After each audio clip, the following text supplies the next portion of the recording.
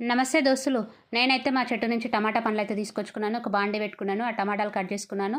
కొంచెం ఉప్పేసుకుంటున్నాను. ఉప్పేసుకున్న తర్వాత ఆ టమాటాలేసుకొని, ఉప్పేసుకొని కొంచెం చిన్న నిమ్మకాయ సైజంత చింతపండేసుకొని ఉడకబెట్టుకుని ఉడకబెట్టింది కూడా బయట బాల్కనీలో పెట్టి చల్లారబెట్టుకున్నాను. ఆ చల్లారే లోపల ఇక్కడైతే పోపయితే పెట్టుకున్నాను. ఇంకో బాండీ పెట్టుకున్నాను. 100 గ్రాములంత నూనె ఏసుకున్నాను. జీలకర్ర, ఆవాలు, ఎండుమిర్చి ఏసుకున్నాను. అలాగే ఎల్లిగడ్డ దంచయితే ఏసుకున్నాను. ఒక చిన్న సైజు ఎల్లిగడ్డ అయితే దంచేసుకున్నాను. ఇందాక చల్లారబెట్టుకోనికి పెట్టిన కదా బాల్కనీలో చింతపండు పేస్టు, టమాటాలు అదంతా ఉడకబెట్టి దాంతోనైతే ఒక టీ గ్లాస్కి ముప్పావు వంతు కారం వేసుకున్నాను. అందులో సగం అయితే ఉప్పు వేసుకున్నాను.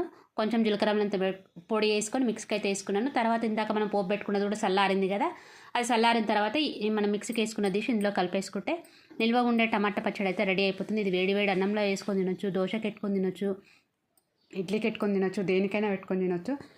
ఎన్ని రోజులైనా నిల్వ ఉంటుంది బయట పెట్టుకున్నా కూడా. నేనైతే కొంచెమే పెట్టినాను.